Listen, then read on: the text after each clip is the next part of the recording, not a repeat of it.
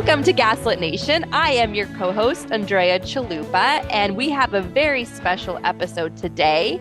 As Sarah is not here with us because she's in the trenches working on her next masterpiece.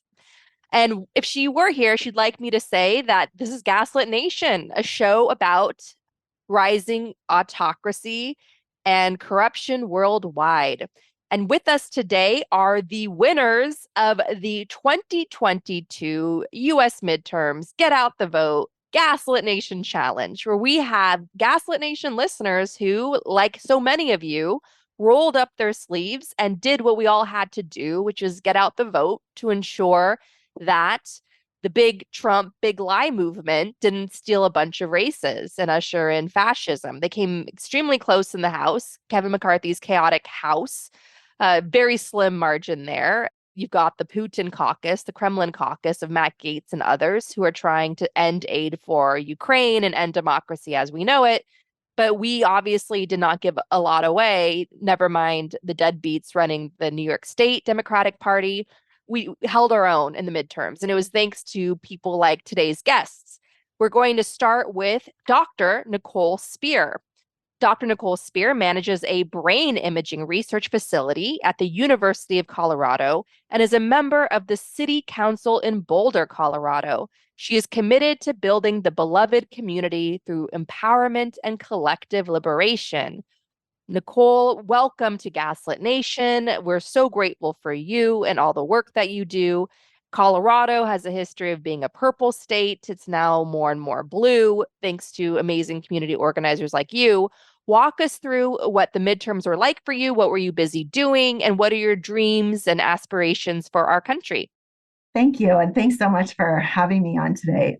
So, for us here in Boulder, one of the big things that we were really working on was the type of systemic change that would lead to greater voter turnout in our local elections at these last midterm elections. So, we were kind of focused a little bit more locally in order to try to create more of the changes here in our own community that are really needed right now. Because all of these forces that are operating nationally, they're also operating at local levels as well. And many times these local elections, as you and Sarah say so often on Gaslit Nation, are the places where we can create real change because we are the people who are directing the policy that most impacts people's lives. So one of the things that we were really working on here was changing when we hold our city council elections. Like many cities across the country, Boulder for the last 100 years or so has had our city council elections in odd years rather than in even years. And one of the things that does is reduce the number of people who are voting on the leaders that most impact their day-to-day lives. So here in Boulder, for example, we have an average of 17,000 less people voting on local issues in odd years than in even years. And so what that means is that there are 17,000 fewer people who are deciding on their local leaders. So as one of the first things that I did in getting on city council was to advocate for putting a measure on our ballot to move our city council elections from odd years to even years. And so that was a big force of in our election this last November was getting folks to turn out and to vote on that ballot measure and make sure that we could change our city council elections in time to where the voters are rather than trying to turn out voters. Because even in local elections, we're struggling so hard to get even 100 or 200 more people to vote. But by making this simple shift, we can get tens of thousands of people potentially to vote in our elections. And I'm so happy to say that with a lot of community organizing and work to tell and inform voters what kind of difference this would make in their local elections, we won by almost a 2-to-1 margin this ballot measure. So starting in 2026, Boulder will be electing its local leaders in even years alongside all of these other midterm elections that we focused on. And I hope that it gets more people engaged locally as well as nationally, because I feel like we are so often telling people go out and vote in these even years, and then they vote, but locally, their lives really aren't too affected day to day unless we get an authoritarian in the mix. So I'm really hoping that this will help us get more younger people, more renters involved so that our city council and our local leadership can better reflect the population that we have here in Boulder. Because even though we have half of our city as renters, only one person on our 9-person council is a renter. We are not having a lot of accurate representation on our council. Wow. So that's terrific. Thank you so much for doing that. And the state and national parties should thank you too, because the local elections, they drive out the vote for the up ballot candidates. And that's going to help you in the House races that are going to be running in those midterm elections on those even years. Amazing. Good for you. That's so cool. And I love all the work that you're doing to ensure diversity, socioeconomic diversity. And it's people like Nicole that are the dam against the rising flood of fascism in America. What advice do you have for people who want to do what you're doing wherever they live? Yeah, I mean, I would say follow your and Sarah's advice to run for something. So get involved locally because when you are in these positions, you can be the voice that's helping to guide some of these systemic changes in your own community.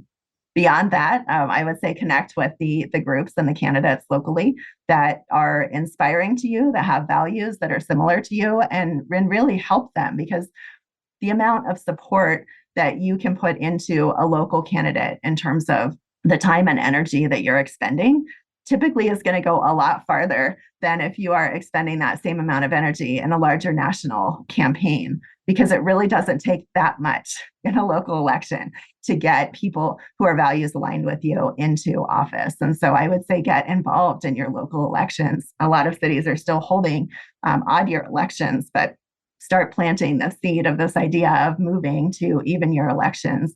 Start getting your groups in your communities to think locally and to get involved locally. And that's how we can start to make those changes, as you noted, can then build up to create a greater change in our state and in our federal government.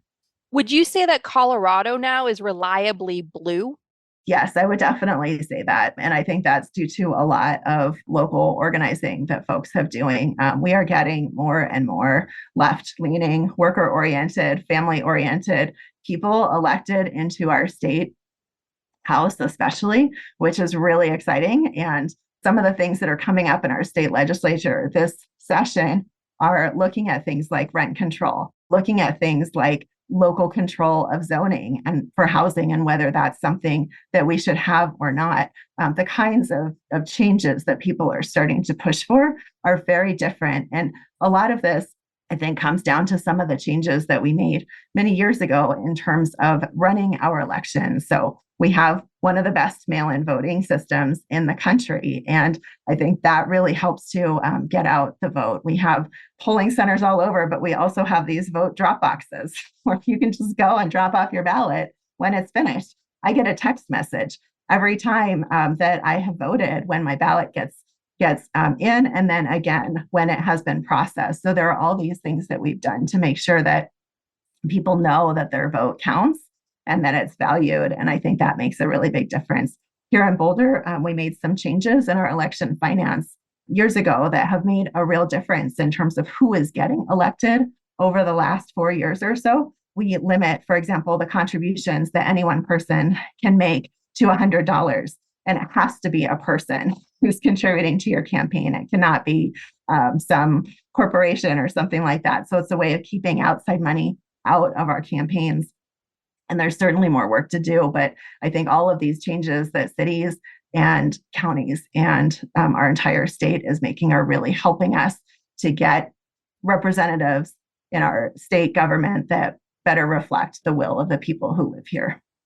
And your background, for folks listening at home who have no connection, they feel, to politics, you sort of think of someone running for office, they have some sort of history of that, maybe in their family, political activism, law degree, sort of the inside the box thinking about who should run for office. You're a doctor, you're a scientist. We've actually on the show called on people like you to run for office. We need the scientists. We need the people that believe in facts to run for office. Facts and empathy. Those are the two things we need for public servants today. So could you talk a little bit about the listeners out there that don't come from a political background? Maybe they're like us, they knock on doors or make phone calls when it's election season, but they really feel like they're sitting on the fence when it comes to running for office themselves or recruiting someone in their close friend network to run for office who they think would be great, but they don't feel like they are the quote unquote type to do it. And you don't strike me as the so-called type. You just seem like someone that rolled up their sleeves and took the matter by hand. And now look at you in a position of power where we need you. Could you talk to those at home? What would you say to convince them to run? And what insights could you share with them about your experience running and what they would need to know in getting started? Like what helped you? Yeah, I think in terms of help, it's having a network of friends and supporters who can really help you keep believing in yourself, because the system was not designed for people like me or you or so many of us who are out there. It's really meant for wealthy white male homeowners. That is who this system was built for. And, I think a lot of times I hear people say, well, I could never do that. I'm not strong enough. I don't have the courage. I don't have the skills to go out there and do it. But just because you don't fit into the system does not mean that you don't belong there. And I have a very, very good friend around here who says that very often. It's because you don't belong. That's exactly why you're supposed to be there. And I think that that is so true. And so all of these doubts and things, they are there and they will be with you even after you get there. That is not going to change, because the system was not built for regular people to be in these positions of power. And so what I would say is just to make sure that you have strong community support around you wherever you find that community, because the hardest part of doing this work is getting over the little voice inside your head that tells you, I cannot do this. I don't belong here. I shouldn't be here. And having people in your life who can help you push back on that, I think, is so critical. And I had the good fortune of being a part of the Emerge Colorado program. Emerge is an organization that has groups in many states that are giving Democratic women the skills that they need to run for office and to win. And so if you have a program like that, if you have something like Run for Something, if you're under 40, there are groups out there who can help you gain some of those more technical skills and knowledge that you will need to run. But I would say the biggest thing that you need is just people who will surround you with love and support and encouragement all along the way. And if you're even thinking about running for office, you probably should be, because it means that you have the knowledge to recognize that you're somebody who should belong, even if you don't right now. So I would say just surround yourself with love and support. And like you said, roll up your sleeves and jump in there, because nothing is going to change until we get more regular people in these positions of power where we are making decisions and setting policy that benefit regular people.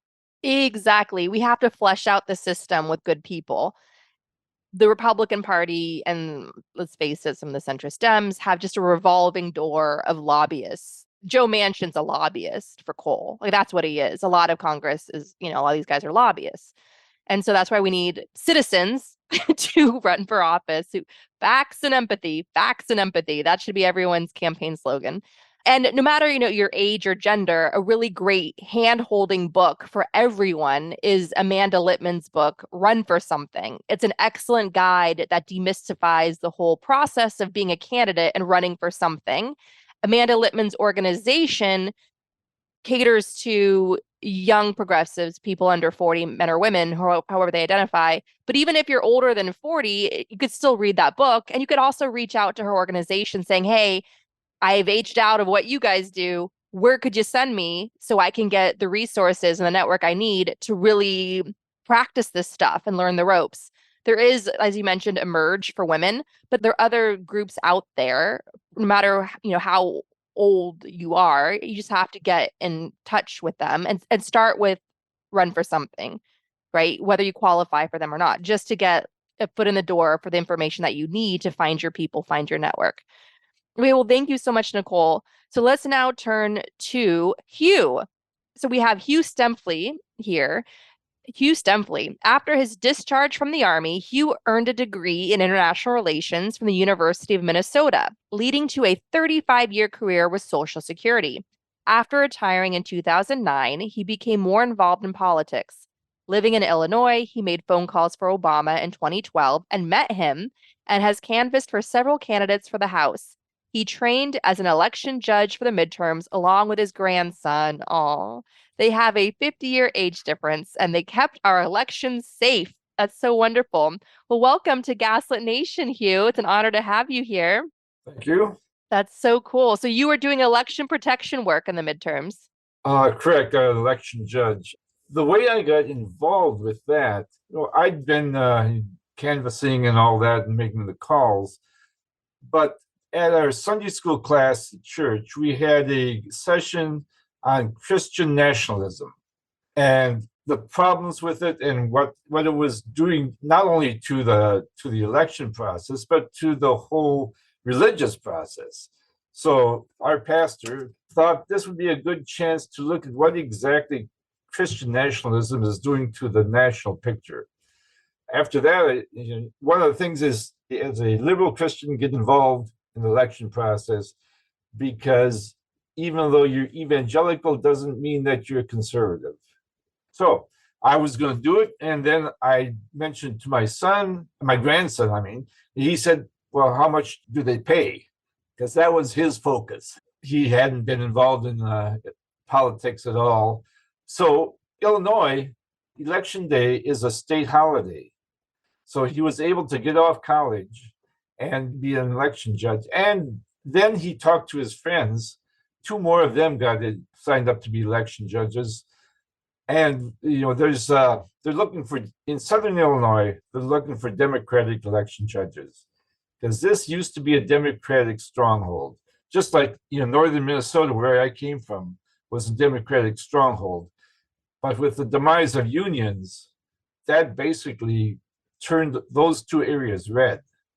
We're a minority down here. But the problem with young kids is most of their news comes from TikTok. I've got 4 grandsons, and I asked the youngest one the other day. He's 16. I said, where do you get your news? He said, TikTok. I get my news from PBS, NBC, CBS, ABC, the regular channels. But I enjoyed my experience. We had no problems. There was a equal amount of Democrats and Republicans as election judges. I did notice that it's very haphazard. If you come in and to vote, we find your name on the list, even if your signature doesn't match it close. We look at when you signed it and how old you are now, and we said, okay, that's you. It was fun. I really enjoyed it. I met a lot of friends that I didn't realize they lived in that district. Met a lot of new people. It was a good time. And you were paid to do this? Yeah. Yep, Going back to your grandson's original question. Right. We were paid, I think, $80 Wow. to be election judges. And there's a training and all that. Right. And the training could have been better. I learned when you have to challenge people. And we didn't challenge anyone. They came in, if their name was on the list, either the other people knew them or I knew them, and we let them vote. Huge turnout. I don't know why, but there was a huge turnout. Well, it was the first big election since the violent attempted overthrow of our democracy. So people had a lot to say in the polling booths. Yeah. That was a day that'll live in infamy. Always. Yeah. Speaking of that day and the Christian nationalism that your pastor wanted to speak about, that's really interesting because, as we all know, the civil rights movement that took place in the churches in the South, that became a hotbed. And you had martyrs, pastors that risked their lives, gave their lives for this war against authoritarianism in the South. So could you talk a little bit about that? Like, that's really cool that your church seems to be so strongly on the side of human rights and democracy if they're going to confront that issue. Right. We're a nation of immigrants, and now the immigrants that are coming in, many of them are not Christians. But that doesn't mean that they don't have the same rights as regular white people. That's what we think of. That's what Christian nationalism pretty much focuses on. People who are white, people who have been here a long time.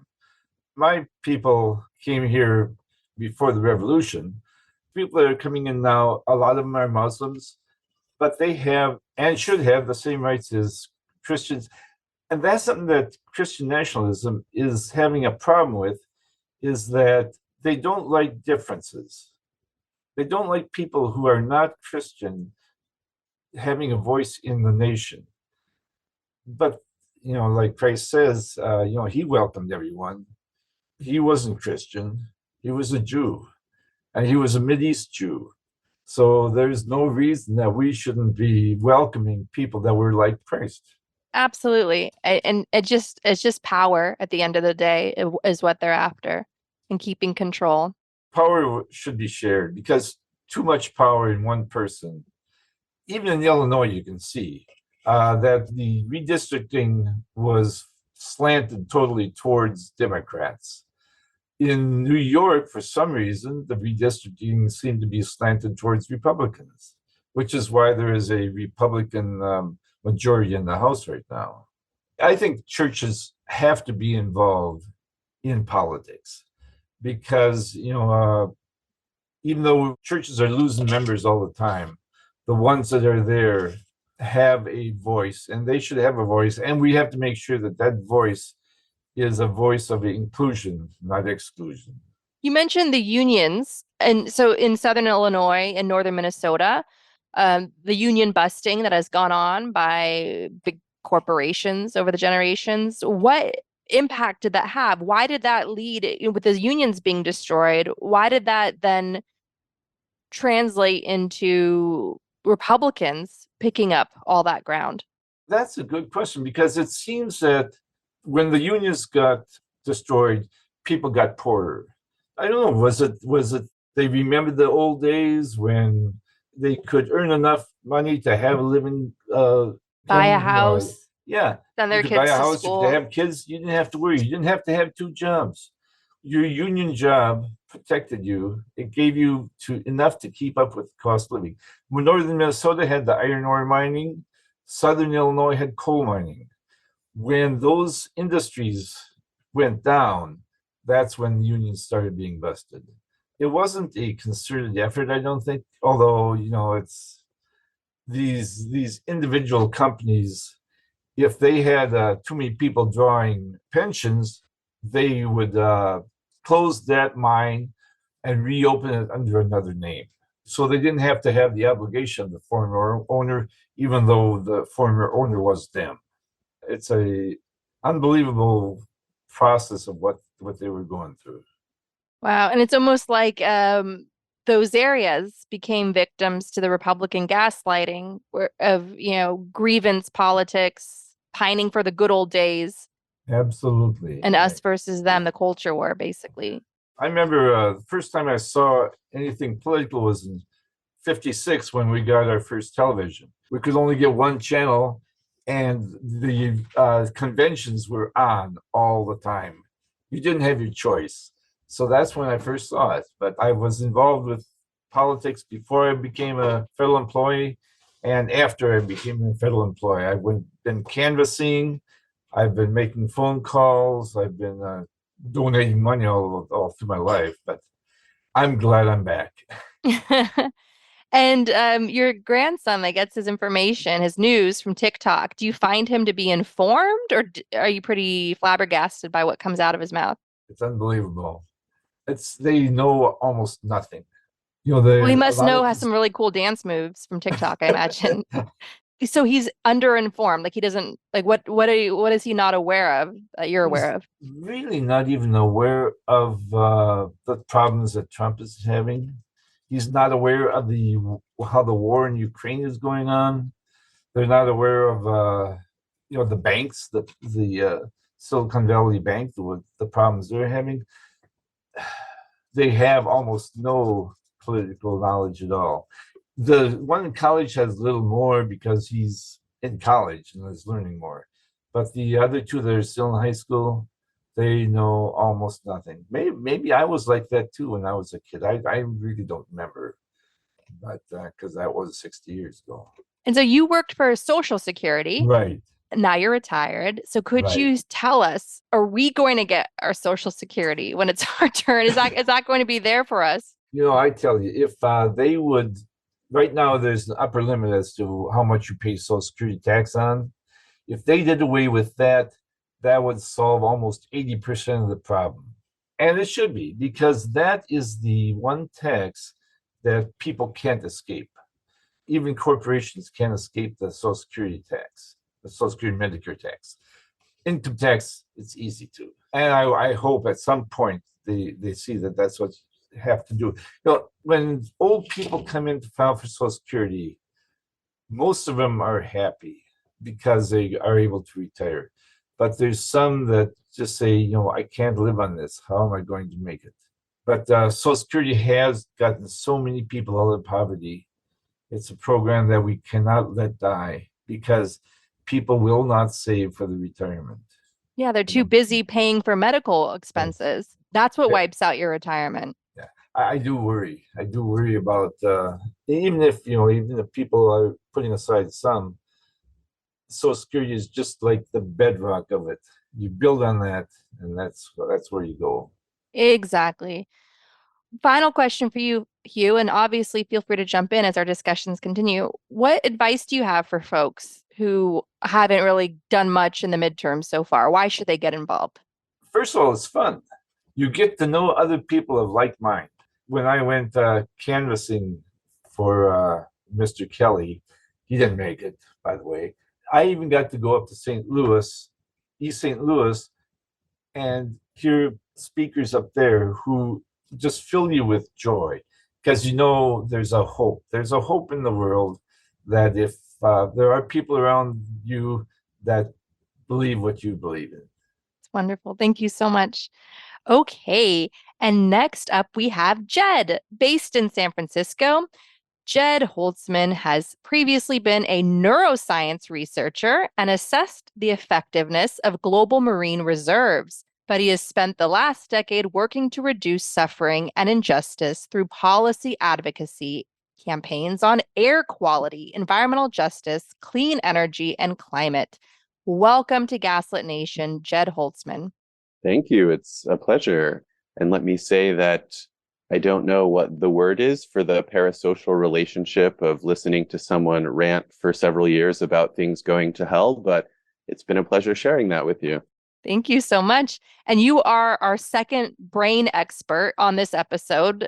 There's Dr. Nicole Spear and you. So I think Sarah and I are very honored to have experts on the brain on the show because our minds are always about to explode. A former expert. And so what are you working on right now? And what did you do in the midterms? Right now, I'm working on more environmental policy campaigns, essentially trying to comfort Ted Cruz's gas stove. That's a little bit of a joke, but it's been in the news lately, more or less something like that. In the midterms, actually, I was just about to start a new job, and so I was working part-time and had the benefit of a lot of time to devote to the midterms. So I decided to do some virtual carpet bagging, which is very easy to do these days. I want to make a push for folks to think about text banking. So I have knocked on doors, I have made phone calls, but in 2018, my congresswoman, you're going to love this. In 2018, my congresswoman, Nancy P., spent some money to take over the Pottery Barn at Castro and Market and turn it into what was called the Red to Blue Nerve Center or something. And it was kind of focused on 2018 flipping the House. And you had a bunch of people in there, Republican nightmare, a bunch of people in San Francisco, all texting across the country. And I think like every race that the Red to Blue Nerve Center had access to, we won. It's also very addictive to just send out a lot of texts and get replies. It's very different kind of conversations and discourse than you have over the phone or at someone's door. Essentially, once 2022 rolled around, Nancy P. wasn't doing that this time, but thankfully there's more digital tools available in kind of clearinghouses to find where all of the campaigns across the country are kind of posting their text banking. So I essentially just kind of became an almost full-time text banker for, I think it was 14 swing congressional candidates 2 Secretary of State candidates that were running against election-denying lunatics, and then a few ballot measures that were related to democracy protection. Democracy protection and the diminution of Nazism and QAnon lunacy are very important to me. So that's kind of where I was trying to focus my efforts. And I think out of all of those campaigns, all of them won except for 3. One of them won by 310 votes. And so I just want to throw out there that every vote literally does count, and that you texting 10 more people literally would make a difference. I also want to say that while I had time to do way too much of this, even if you just have an hour or 2 to spend, it really makes a huge difference. So the only ones that lost were a couple 2018 flips in California and then the George Santos race, sadly. But hopefully that one will be remedied in the next election, if not earlier. Texting literally just involves hitting the space bar or the enter key on your computer. You're sending out a lot of texts, and then some people respond back to you, and you start having conversations with them. There's little quick texts for you to fill in, and or you can have just legitimate, independent conversations with voters. It's really fun. You reach a ton of people, just logistically more people than you could possibly reach over a telephone or walking around a neighborhood. And if and when someone is exceptionally mean to you, it doesn't feel like anything because it's a text message and it's actually kind of funny. And as someone who's sensitive and might get a little sad if someone is mean to me at the door or over the phone, I want to just tell you that texting is for you if you feel that way. Totally. Totally. I'm an indie film producer, so me calling up complete strangers and be like, hey, let's talk about voting. I know you've gotten 50 of these phone calls and I'm your 51st and you're going to talk to me about voting. That's very much what I have to do to get a film made. So I'm very much in that energy. But yes, texting sounds a lot easier on the psyche and all that stuff. And just an hour, an election cycle can make a huge difference if all of us chip in. Where do you recommend going to sign up for texting? Yeah, so here's the secret knowledge. As of now, of course, these things change over time, but as of now, a lot of Dem campaigns use the website mobilize.us, mobilize.us. That's actually in-person canvassing, phone banking, text banking. That's just kind of a political campaign HQ. You're able to search by what kind of event you want. You're able to even search by things in your zip code for local actions and things like that. So as someone sitting in my room in San Francisco, California, this is how I was able to find campaigns across the country. And also, not that they need a shout out from me, but as a nerd, I was kind of trying to use the 538 voodoo as some kind of benchmark by which to judge who might need the help the most. So if someone was looking pretty safe, I was not wanting to spend time there. I was kind of looking at folks that maybe had like a 25% chance to a 55% chance. So things that really could use where one extra volunteer could probably make, a good bit of difference. So with just those 2 resources and some time, I was able to plug into all of those campaigns. Thank you for doing that. And thank you for trying to stop George Santos. And that reminds me of some news that just came out. We're recording this on March 18th. We are running it this coming Tuesday. I know I told you guys first week of May, but I got that wrong. So we're running it this coming Tuesday. And the news that just broke this week was that the National Democratic Party is launching a shadow state Democratic Party in New York State because Jay Jacobs, who's a Andrew Cuomo guy, who's an entrenched Democratic centrist who is not a team player by any means, and he uses his powerful position as the head of the New York State Democratic Party to fight progressives, the same progressives that Governor Kathy Hochul needed in the final hours to save her abysmal governor's race from proud white supremacist Lee Zeldin, who is a big lie Trumpist, who has rallied up the frothy right wing across New York State. New York State is a place that used to have Hitler youth camps back in the day. So there's this whole legacy here that Trump could easily build off of to build his movement here, to bring Zeldin to governor and try to escape accountability some way. That's definitely what they would have had an eye on with these elections, but we managed to stop him thanks to the progressive grassroots army across the state, especially in New York, which unfortunately the Democratic State Party is at war against.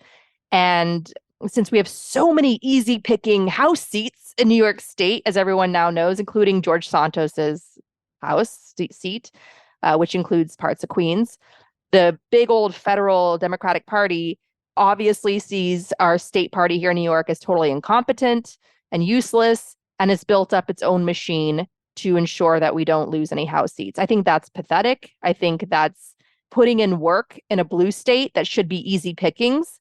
I can't even tell you. It's like that's taking resources out of places like Arizona and Nevada. And it's just so sad that New York State has to be such a freeloader because Kathy Hochul can't show any gratitude to how her historically slim victory as Democratic governors go in this state by just appointing someone who's a team player, who's a coalition builder. It doesn't have to be a progressive. It just has to be somebody that plays nice with others and builds instead of destroys. So that's the latest news in New York State.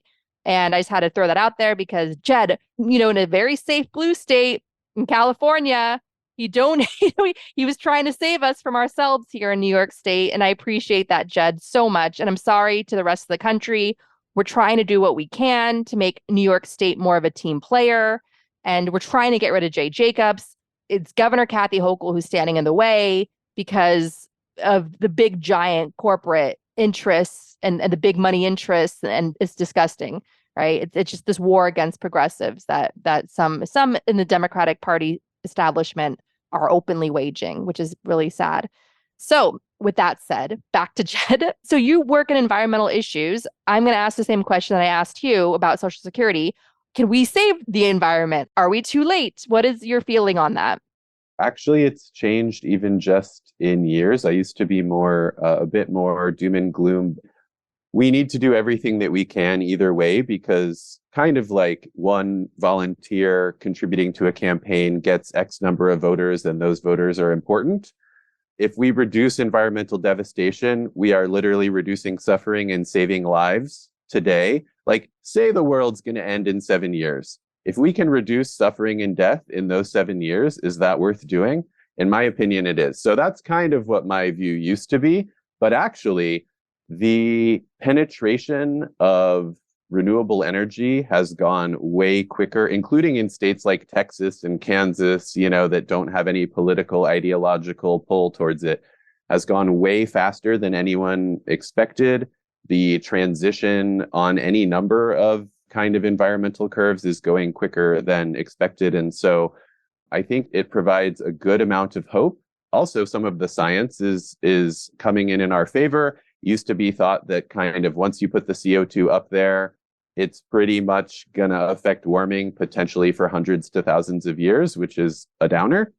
Now it looks like there are various interventions that you can do that might shorten that time frame, as well as new interesting research into carbon dioxide removal. So not the thing where you're making polluting refineries or factories, power plants okay by putting a carbon capture machine on that and saying that you're going to inject that into the ground, but actually ways to take carbon out of the air and mineralize it into stone. Really interesting things that, obviously that is not turning back into CO2 anytime soon.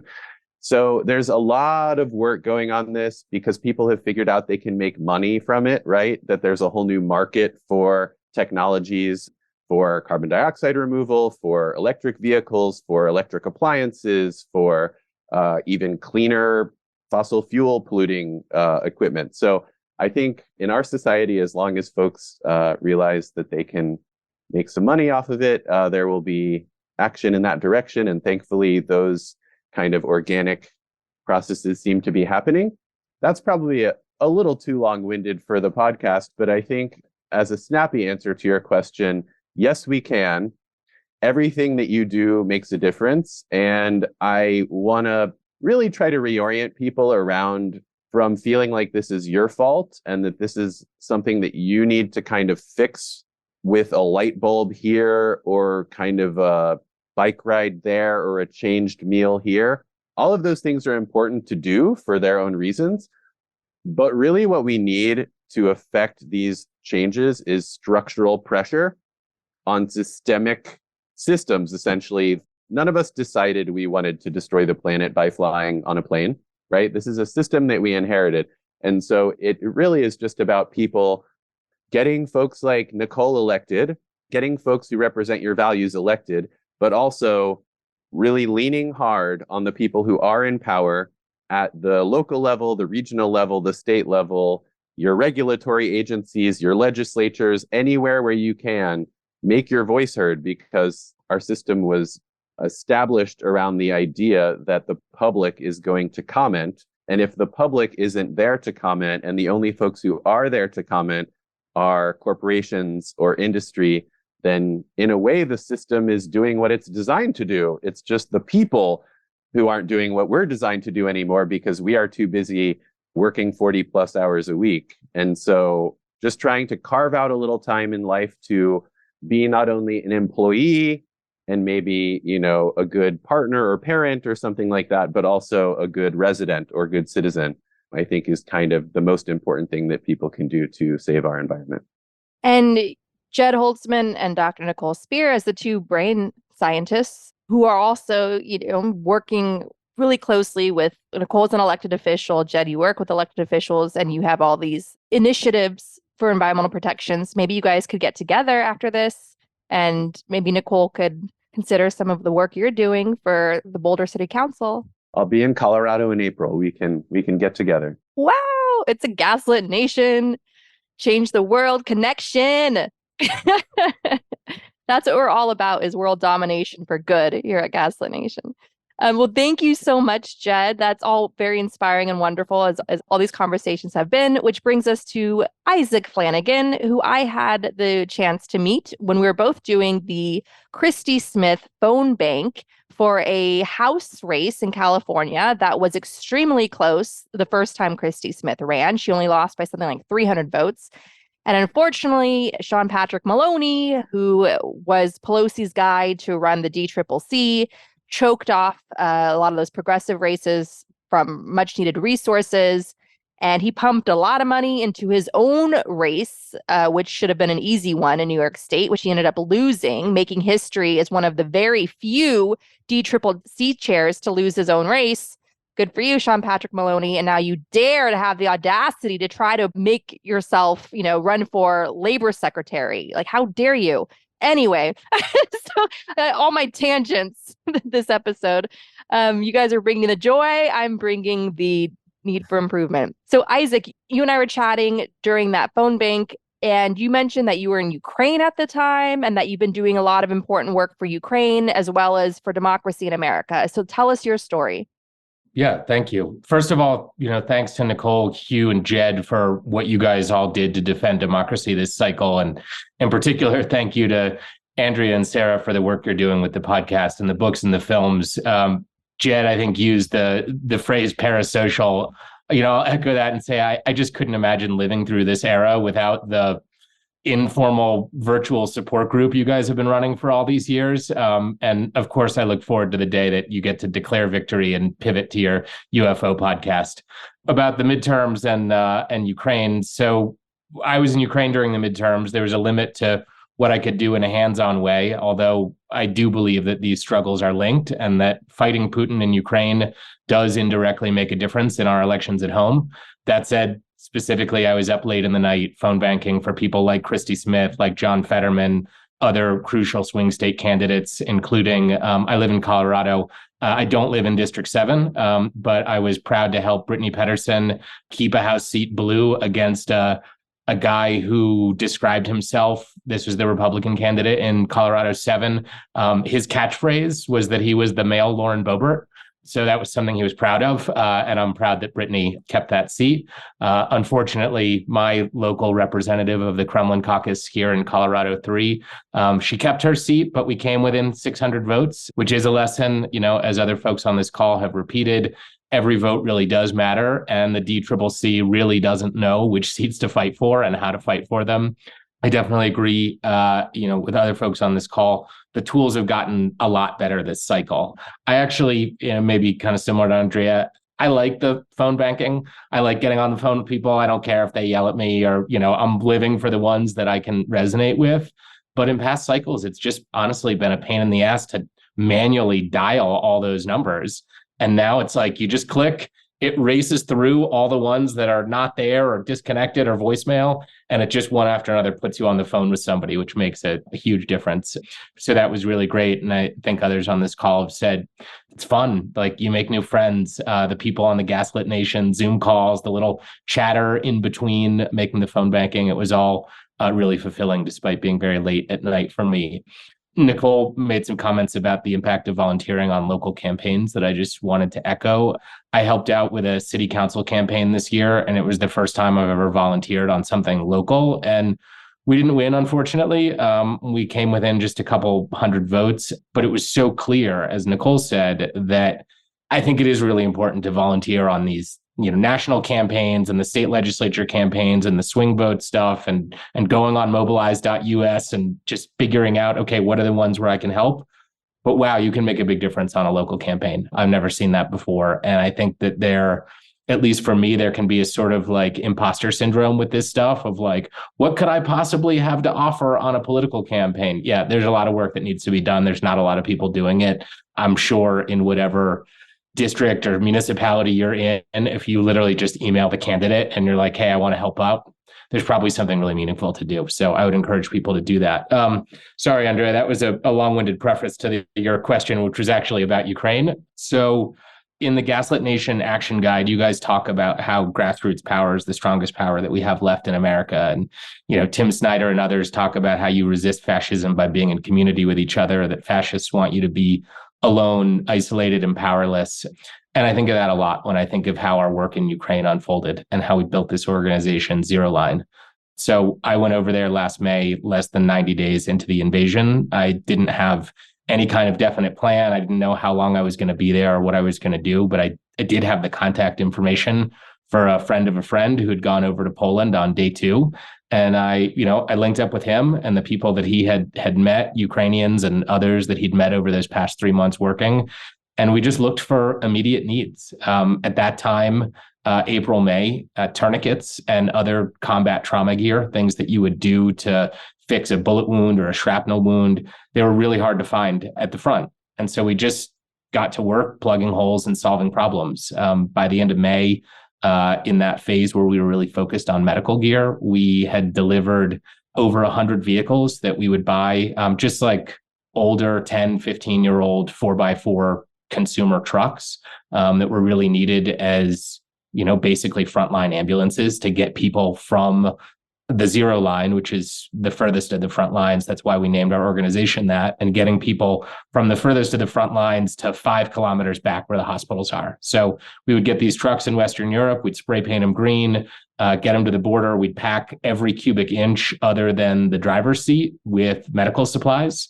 And then the thing that made us a little bit different in those early days is we had built this network of local Ukrainian partners, people who lived in the Donbass, in the South, in the places where the fighting was from, people who are from those places and know their way around.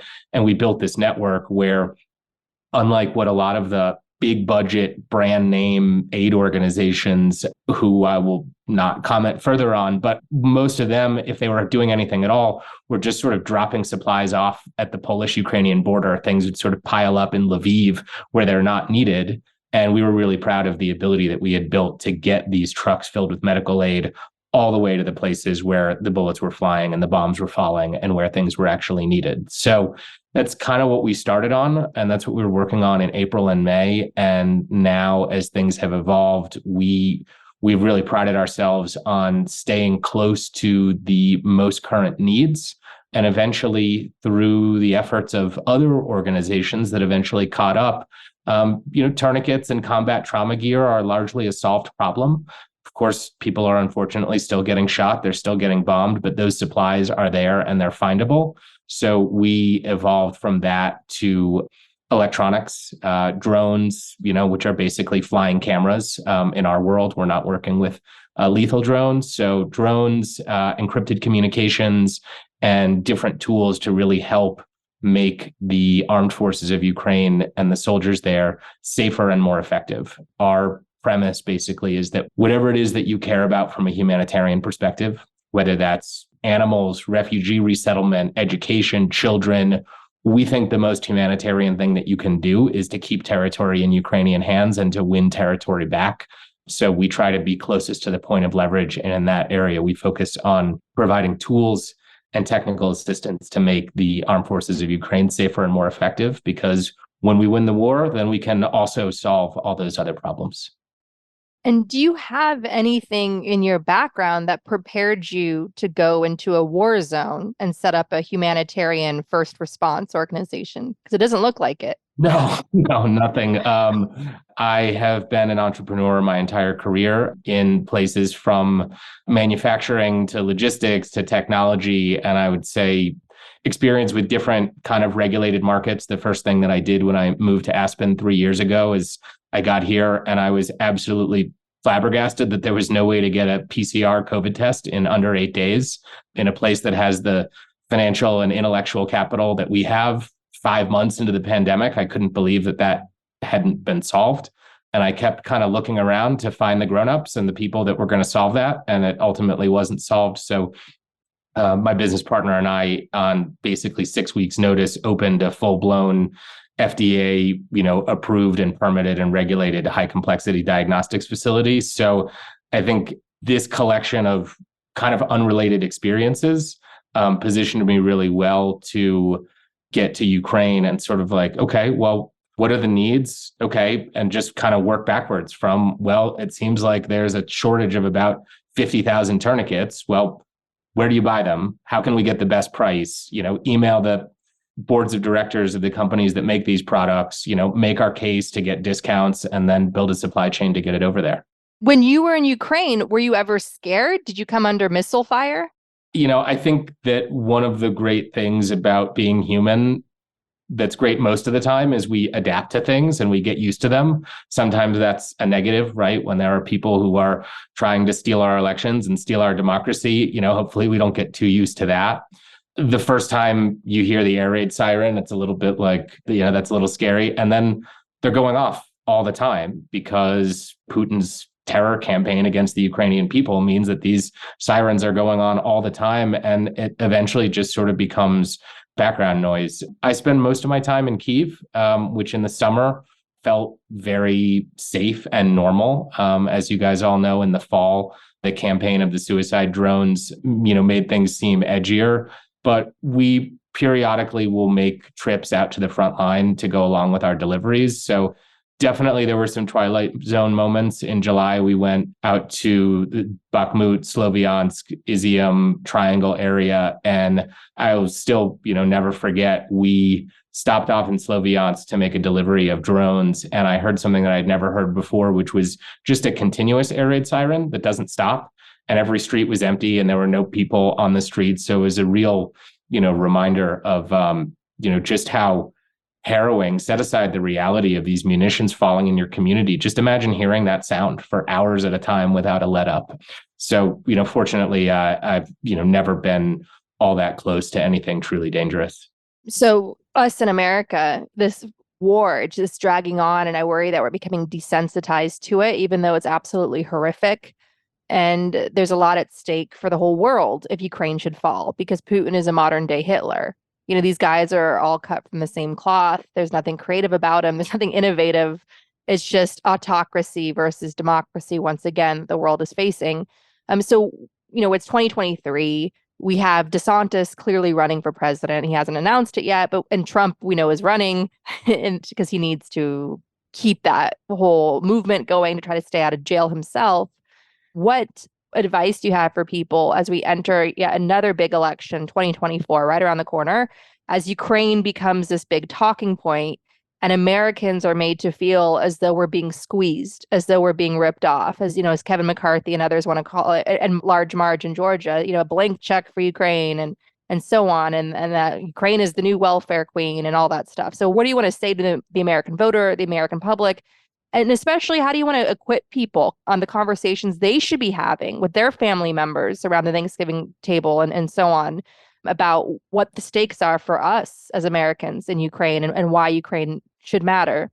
Yeah, I mean, I think there is a tendency in our current political discourse to use a lot of big words and make things complicated. And I think there's a really disappointing and depressing tendency among journalists. It seems like the bigger your platform is, the less likely you are to just say what things are, which is self-interested lies.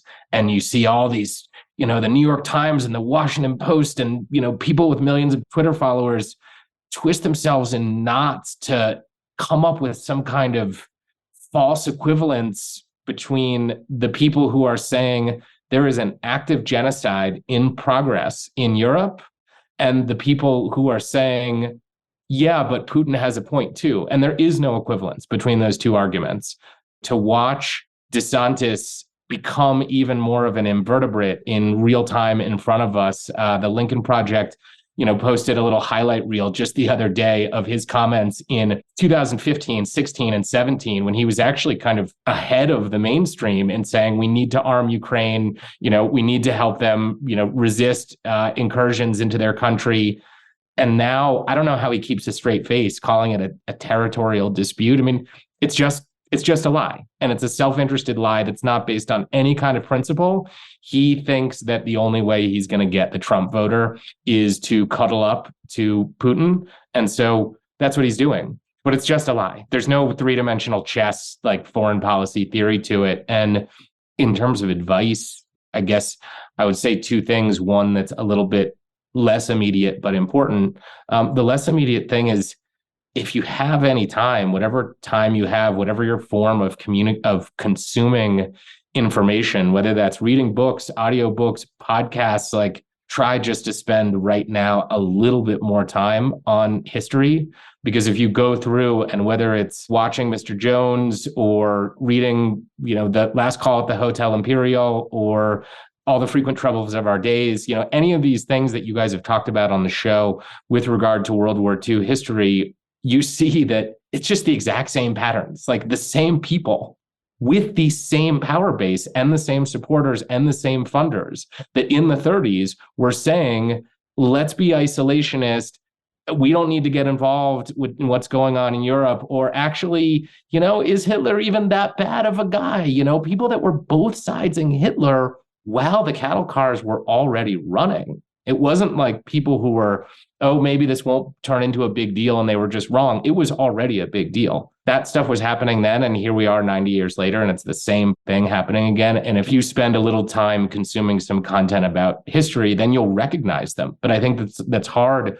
And what I have a lot of empathy for is, like, I wasn't taught any of this stuff in school. I like to think that I went to pretty good schools, but it's the reading over the last 2 years that allows me to see those patterns. So I would say, I know we're all busy trying to, survive in this world, but if you can find some time to, even just spend 2 hours watching Mr. Jones, I think that really helps, because it clarifies the stakes and it makes you in a better position that when you're at lunch and someone says, yeah, DeSantis says Ukraine's a welfare baby, like you can say, yeah, actually, these assholes have been saying the same shit since 1933. Like, there's nothing new. They were wrong then, they were wrong now. So that's that. Obviously, to address the point on the face of it, Ukraine is not a welfare baby. Like, go there. Anyone who wants to... who is a welfare baby? Silicon Valley Bank and its executives. Right.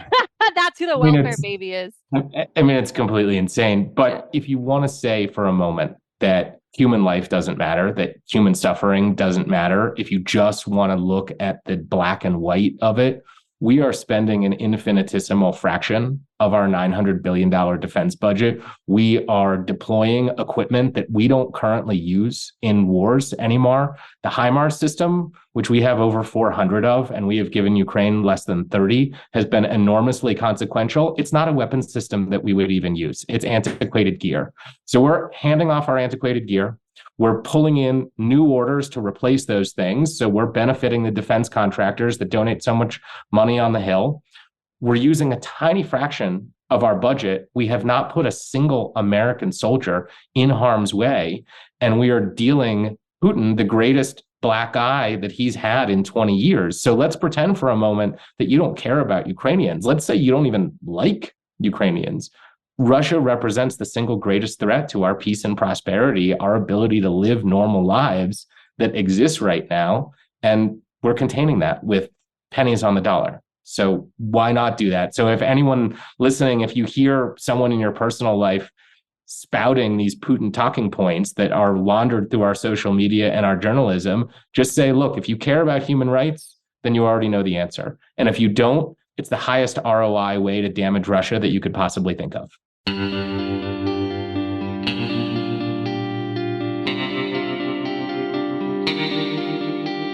Our discussion continues, and you can get access to that by signing up on our Patreon at the Truth Teller level or higher. We encourage you to donate to help rescue and recovery efforts in Turkey and Syria following the devastating earthquakes in early February. To help people in Turkey, visit the TPF Türkiye Earthquake Relief Fund at tpfund.org. To help Syrians in need, donate to the White Helmets at whitehelmets.org. We also encourage you to help support Ukraine by donating to Razom for Ukraine at razomforukraine.org. In addition, we encourage you to donate to the International Rescue Committee, a humanitarian relief organization helping refugees from Ukraine, Syria, and Afghanistan. Donate at rescue.org. And if you want to help critically endangered orangutans already under pressure from the palm oil industry, donate to the Orangutan Project at theorangutanproject.org and avoid products with palm oil. Gaslit Nation is produced by Sarah Kenzier and Andrea Chalupa. If you like what we do, leave us a review on iTunes. It helps us reach more listeners. And check out our Patreon. It keeps us going. Our production manager is Nicholas Torres, and our associate producer is Carlin Daigle. Our episodes are edited by Nicholas Torres, and our Patreon exclusive content is edited by Carlin Daigle. Original music in Gaslit Nation is produced by David Whitehead, Martin Vissenberg, Nick Farr, Damian Arriaga, and Carlin Daigle. Our logo design was donated to us by Hamish Smith of the New York-based firm Order. Thank you so much, Hamish. Gaslit Nation would like to thank our supporters at the producer level on Patreon and higher. Footsie Tootsies, Chick Quinn, Lily Wachowski, Sean Rubin, Todd S. Pearlstein, Kenny Main, John Schoenthaler, Ellen McGirt, Joel Farron, Larry Gasson, Erica Moore, Karen A. Deal, Nico Phillips, Brian E. Castor, Tatjana Birch, Karen Heisler, Ann Bertino, Chris Bravo, Stephanie Brandt, MD, John Millett, David East, Ida, Ben Wheaton, Joseph Mara Jr., Julie Matthews, Meganopolis, Mark Merck, Barbara Kittredge, Matthew Womack, Silas Frank, Sean Berg, Kristen Custer, Tracy Ash, Kai Gillis, William Barry Reeves, Sharon Hattrick, Richard Smith, Emmy, Kevin Gannon, Mike Christensen, Sandra Collins, Katie Masuris, John Laughlin, Emily Fenning, James D. Leonard, Leo Chalupa, he's back, couldn't stay away, Carol Golstad, Jason Benke, Marcus J. Trent, Joe Darcy, Ann Marshall, Jeremy Lewis, Joel Newman, Trigve, D.L. Singfield, Matt Perez, Nicole Spear, Brian Tajuden, Abby Road, Jens Eilstrup Rasmussen, Z.W., Kathy Kavanaugh, Sarah Gray, Diana Gallagher, Jennifer Ann Luter, John Ripley, Ethan Mann, Leah Campbell, Lynn Schneider, Jared Lombardo, Tanya Chalupa. Thank you all for your support. We could not make Gaslit Nation without you. Thank you.